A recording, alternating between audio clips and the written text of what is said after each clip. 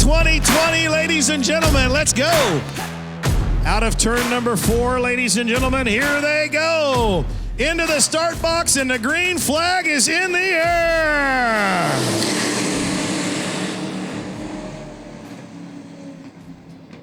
Wheel to wheel and door handle to door handle out of turn number 2, the Coffey brothers.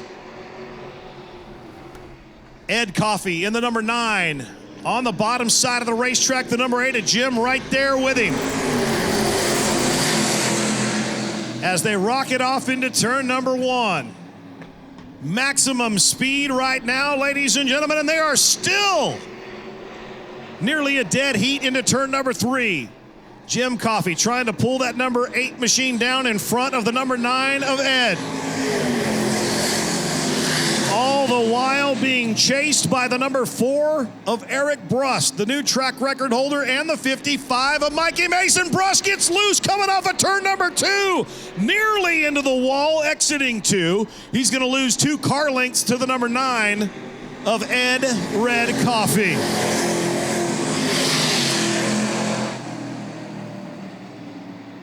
Three laps into this 35-lap feature. Here's the running order as we approach lap number 4. Jim Coffey, your 3-time and defending track champion in the NASCAR Modifieds, leads and is beginning to pull away from his brother, the number 9 of Ed Coffey, early on in this 35-lap main event. Running in second is the aforementioned Ed Coffey, followed by the number 4 of Eric Brust. Brust is all over the rear bumper of the 9 car coming out of turn number 2. 5 down, 30 laps to go. Mike Mason seems to be set on cruise control in the number 55, the double nickel. He's in 4th. Your heat race winner, the number 5 of John Compton, rounds out the top 5. Then it's Brady Mello, followed by Anthony Barkett. Then the 28 of Brock Mello and the 92 of Riley Millard. Brock Mello loose in that red number 28 machine. Mike Mason starting to put the pressure on the number 4 car as they enter turn number 1. Mason going to look to the inside of the number 4 coming off of turn number 2. Down the back straightaway, Mason pulls up alongside the number 4 of Brust as they enter turn number 3. A dead heat in the center of 3 and 4. Mason with the advantage, though it be a small one, as they cross the stripe, and now Mason moves up into 3rd position. So now it's Coffey, Mason, and Brust. But the battle on the racetrack right now is between that blue and white number 55 of Mike Mason and that brand new wrap on the new track record holders car, the number 4 of Eric Brust.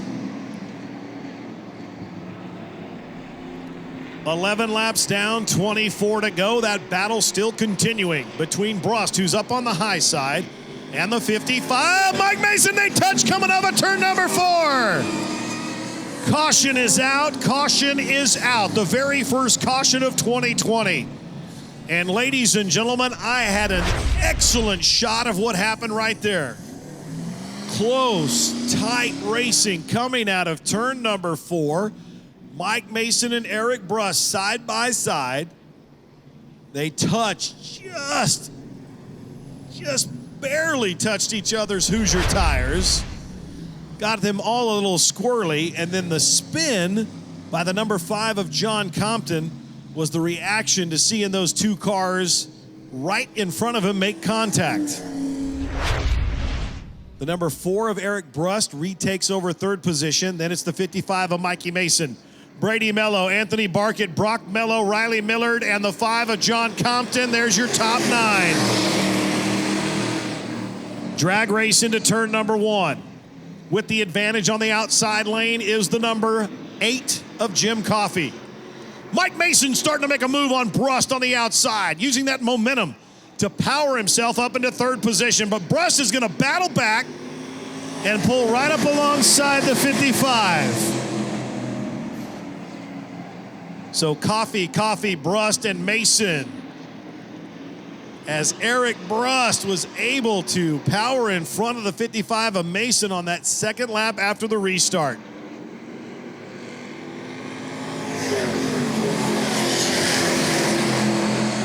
Now Brady Mello starting to make some noise in the black and yellow number 3 machine. Coming out of turn number 2, he'll move up into the top 5 and bring John Compton with him into 6th. Brock Mello sneaks by the 59 of Anthony Barkett as well.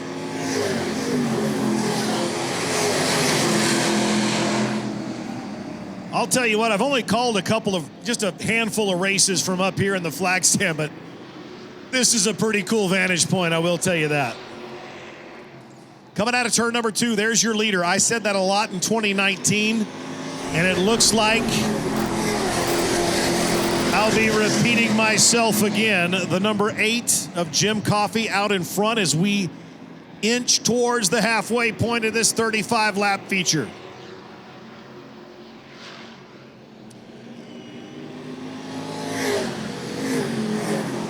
Crossed up flags given by our flagman, Chris Vikstrom. Still a pretty good battle going on inside of the top 5. Here comes John Compton to the inside of the black and yellow number 3 of Brady Mello. Nice battle there. Compton down low. Brady Mello giving him plenty of racing room through 3 and 4. Too close to call it the stripe. I'll have to look at the Coors Light scoring pylon. Brady Mello maintains 5th, but not for long. The 5 of John Compton able to scoot around to the inside, coming off of turn number 2, and move back into the top 5, where he was before the caution on lap number 11. 20 down, 15 laps to go. Eric Brust earned bonus points for his qualifying effort this evening. And Mike Mason earned bonus points for his heat race win earlier tonight. Still to come, ladies and gentlemen, 35-lap feature for the NASCAR Superstocks. 25 laps in the books. Trouble on the front straightaway right here. Anthony Barkett and Brock Mello. Caution number 2 coming out. All right, here we go, back to racing. Done with the flamethrowers for the night. Out of turn number 4, green flag is in the air.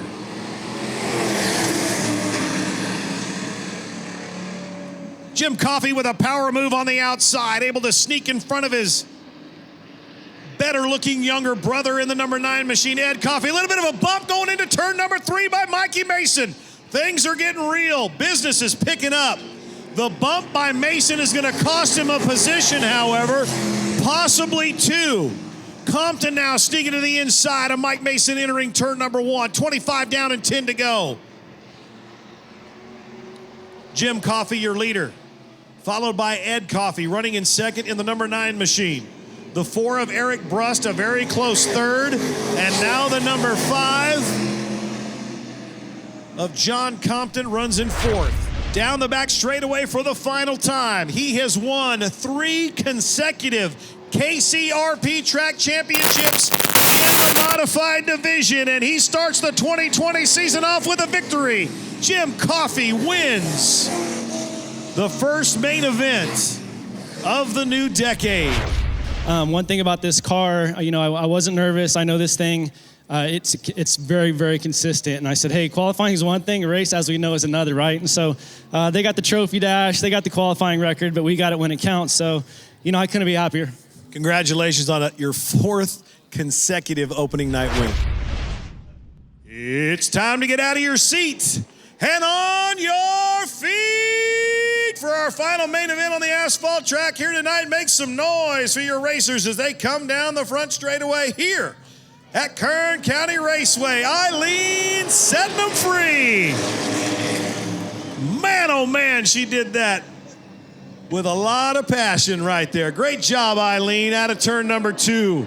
Side-by-side teammates, the 47 of Greg Puskarich on the inside. The 0-2, you're gonna make it 3 wide in 3 and 4. Puskarich to the inside is gonna lead lap number 1. Was that lap number 1 or was that the final lap of the race? I'm pretty sure it was lap number 1. Wow. After watching the beginning of this 35-lap main event, I'm thinking that might have been the team orders right there. Get out in front of Chris Dalton and try to keep him behind us for as long as we can. We all know that victory circle number 13 is a very fast race car, but what we saw today in qualifying is that the 02 of Ebersbacher and the 47 of Puskarich really have caught on to whatever Chris Dalton was having most of 2019.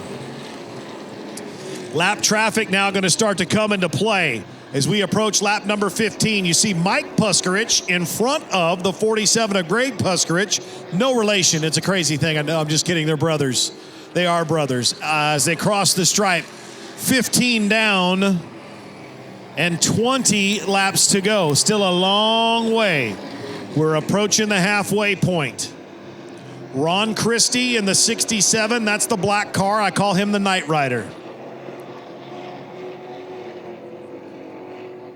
Car's going a lap down, staying to the inside of the front straightaway. Puskarich clears Puskarich and Christie entering turn number 1, as do the 02 of Paul Ebersbacher and the 13 of Chris Dalton. Yellow flag on the racetrack. Caution number 1. Looks like it is for the number 67 of Ron Christie. So first caution of this one. We saw 2 cautions in tonight's NASCAR Modified Series feature. It's Greg Puskarich, your leader, followed by the 02 of Ebersbacher running in second. Row number 2 is Dalton on the inside, Ron Cross on the outside. And then it is 2 Mountain Men, Big Kenny Harrison on the outside of row 3, and Gene Fife on the inside. Then it's Anthony Maynella and the number 23 of Mike Puskarich. And the 67 of Ron Christie back out onto the racetrack, tagging the back of the field. Battle for second down the back straightaway on the restart. Chris Dalton in the 13, wheel to wheel with the 02 of Ebersbacher. Nearly a dead heat coming off of turn number 4, but Ebersbacher with the advantage. This side-by-side racing is allowing the 47 of Greg Puskarich to scoot away just a bit from the 02 of Ebersbacher, who's now in command of second position. It looked like the 47 of Greg Puskarich had a problem entering turn number 3. The car slowed dramatically and took a different line into turn number 3, and now he's nose to tail with the 02 of Paul Ebersbacher. Ebersbacher is going to look to the inside of Puskarich. I'm trying to figure out what is wrong with the red and white number 47.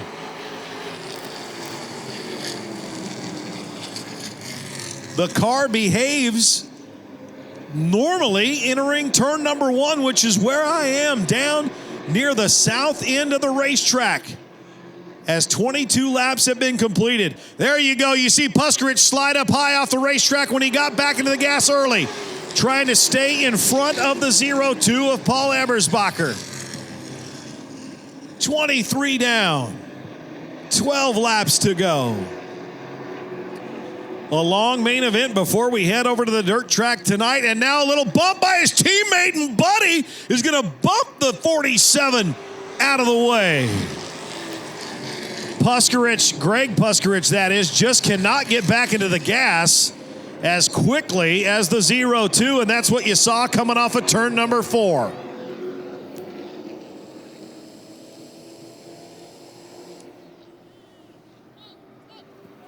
Nose to tail now, and business is starting to pick up. 25 laps in the books, 10 laps to go. It's going to be an exciting finish to this 35-lap feature for the NASCAR Superstocks.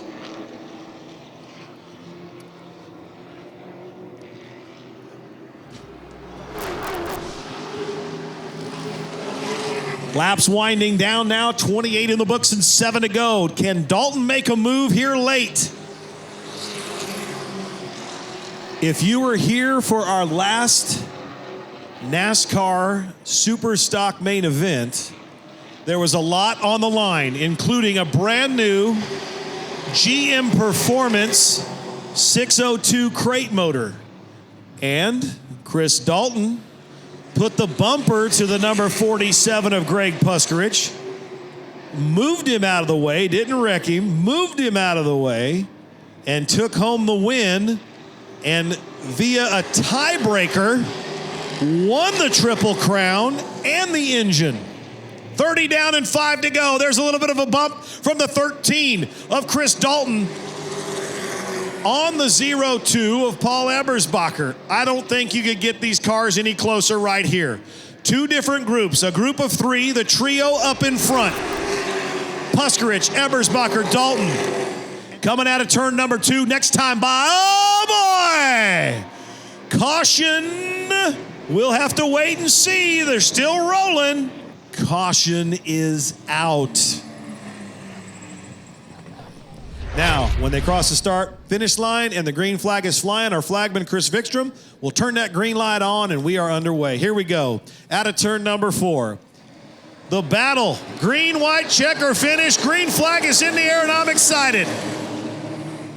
I am headed downstairs to get a up-close view of this one. Chris Dalton with a move to the inside of Paul Ebersbacher. Still hasn't cleared him yet down the back straightaway. Ebersbacher hammers the brakes to avoid making contact with Dalton. White flag is in the air. Can he make up 3 car lengths in 1 lap? 34 down. 1 lap to go. This is where you use just the edge of your seat, ladies and gentlemen.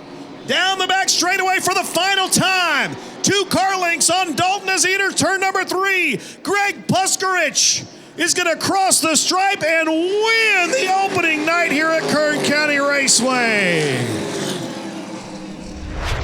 That move in turn number 4 by you and your teammate to go 3 wide on the opening lap, that was absolutely crazy. I was cussing you up there, saying, what are you thinking? This is lap number 1, not the last lap of the race. Your gamble paid off and you're able to outrun Chris Dalton tonight. Yeah, it wasn't really a gamble. I mean, I didn't plan on doing it. All of a sudden, he kind of went up a groove and slowed down, so we just sailed her off in there. I mean, we never touched, so no harm, no foul. Your spotter tell you were 3 wide with your with your buddy and your teammate on the outside? Yeah, he did, but I knew what was going on, so, you know, we try to keep tabs on our own cars, make sure we don't drive us like everybody else does and give ourselves room and race hard, so, you know, that's what we did. So.